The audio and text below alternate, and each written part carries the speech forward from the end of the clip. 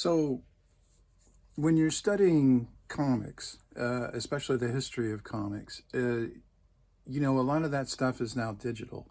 It's scanned and put online, and it's in various digital archives and newspaper collections and so on and so forth. But it's really important to try to at least get a sense of what it was like when it was originally printed on paper, because that's how it was originally designed for. And that's one reason why, to me, looking at original art is interesting but not essential. I think the output for which the art was designed is actually the primary expression of that art. And so anyway, cutting to the chase, you wind up with something like this. You wind up with a vast collection, which is acquired through any means you can figure out. If you're a writer, artist type like me, you're on a budget. Of course, I'm a little older, so I've been able to accumulate this stuff. Now, I've been reading Will Eisner's The Spirit for a long time, and I would say since I was a teenager.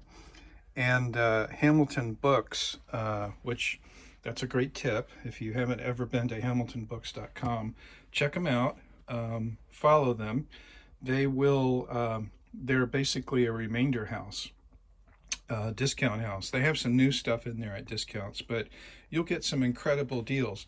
So these Eisner Spirit volumes that were put out some time ago sell for about $50 each, but I picked them up off of Hamilton for much less than that, as little as I think $9 or $10 a volume.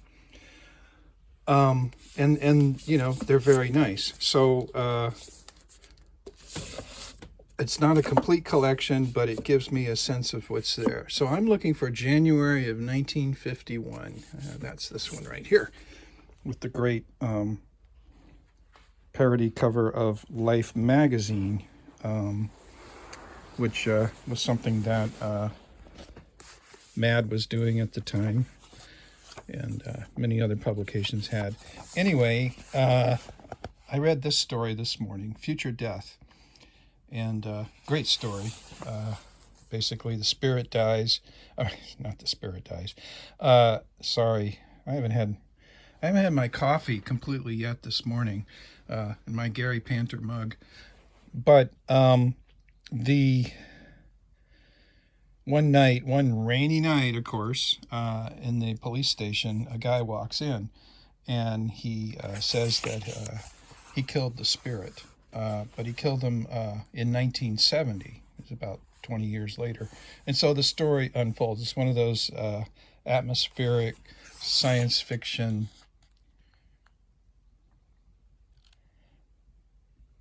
slightly supernatural Eisner stories, which I like a lot. I think these are really fun to read, and I think the expressionist art style supports this type of story very well. Anyway, I didn't read the story in this format this morning. I actually read it in a different format because it's been reprinted somewhere else. Now, I don't have the original Spirit section, okay? So, getting back to what I was talking about them being designed for the original format, that would be the best way to look at it. But a while back, I placed an order at Last Gasp, which is another great website you should go to, especially if you're into underground comics. I got a pile of great stuff from them, mostly at very reasonable prices, even though some of their undergrounds, like this one here, by S. Clay Wilson, was I'm trying to remember, probably about $20. But a lot of stuff you can pick up for $3 to $5. And here's another tip for last gasp. If you purchase over $100 worth, no, $200 worth, then everything is 50% off. It's a wholesale deal available to anybody, which means that if you're going to buy $100 worth of stuff, you can basically get another 100 at no extra cost. And I think the shipping is covered at that point too. So it's a great opportunity. But one thing to remember is you can't combine the items from their clearance, the clearance section of their website, into an order and get that wholesale discount. So if you wanted items from their clearance section, which are marked down as low as 70% off, you got to do that as a separate order. And I've done that before. So just to save you a little time in case you do put together an order, because sometimes it can take a while.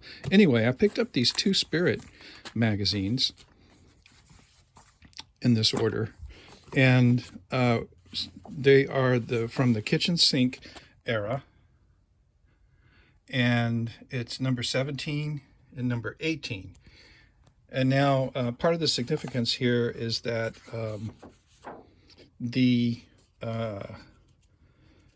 Spirit had been reprinted in the 70s by Warren Comics. But prior to that, Kitchen Sink had put out a few Spirit reprints. And then testing the water, I guess. And then Warren picked it up, made a contract with Eisner, Jim Warren, and they published the Spirit magazine for 16 issues. And then Warren folded. I think that's what happened. But in any case, Warren stopped publishing the Spirit. And Dennis Kitchen picked it up. And here's an original page of Dennis and Will Eisner each drawing themselves. And of course, here's the rainy night. And they're talking about the revival. And right away, I should have grabbed some of my Warren Spirits. Right away, one of the things you see is it's printed on better paper, paper that doesn't yellow as quickly. So this paper is still creamy white, and the printing is clearer as a result. And here's something right away that I noticed as well. Okay, so let's see. You do have some gray tones, but they're moderate. And a lot of times when you get a story reprinted, there's a little bit of zipatone that might have been in the original. I don't know if it's zipatone or craft tint or gray tones. But for the most part, I don't know, some of these stories in here, there's a Lady Luck by Klaus Nordling, which is great. Some of these stories, yeah, like this one right here, they have a kind of a muddy feel to them.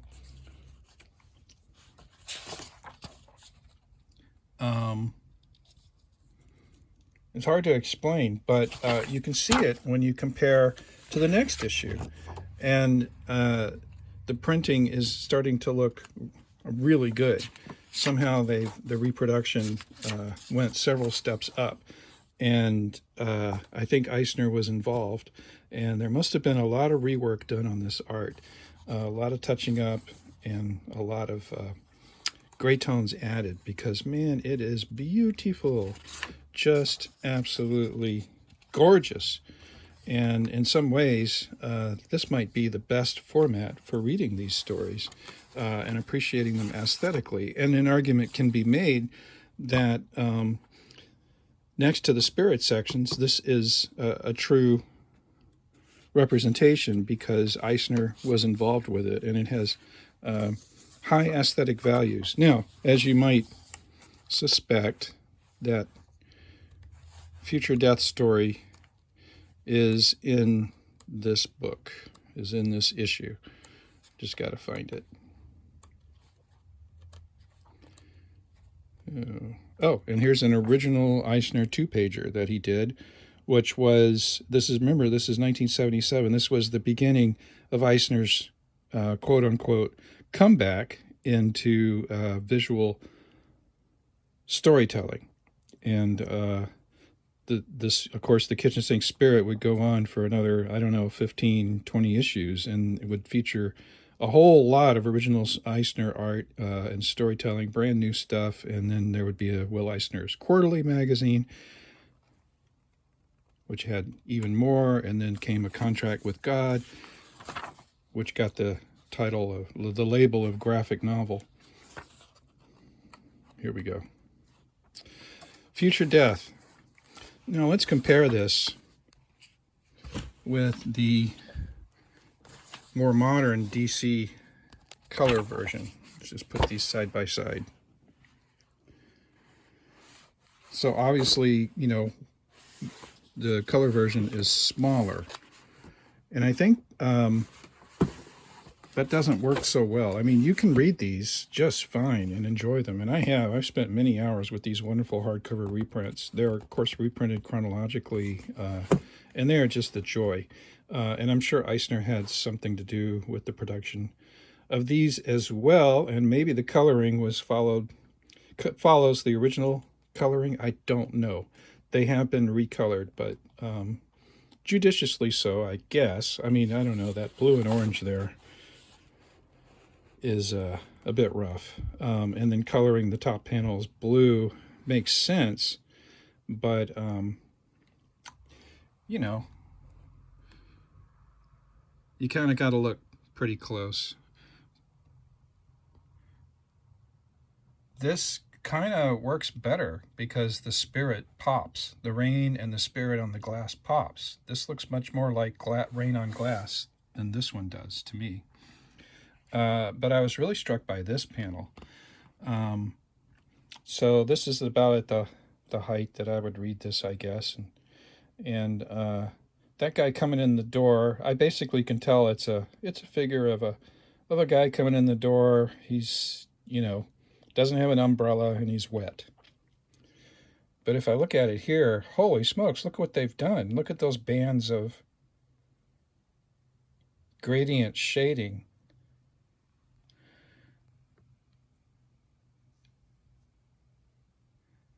And all the detail. You can see as he opens the door, the weather, the blowing, the wind, the rain. You can almost feel the wetness and hear the thunder.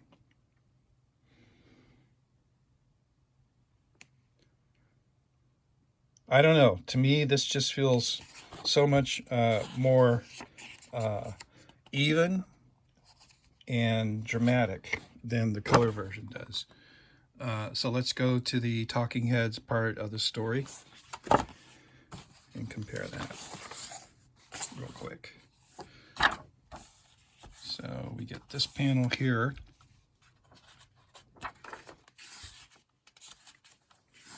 I think I skipped ahead 2 pages, but that's okay.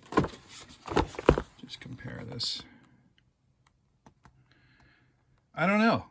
This is like watching a movie in color and black and white. It was drawn in black and white, but designed to be filled in by color as it was printed. And now it's printed in black and white. It's like the opposite of colorizing an old movie. But I think this kind of works. You know, it's like that Godzilla movie they released recently. You can watch it in color or you can watch it in black and white. And I think a lot of people much preferred the black and white version.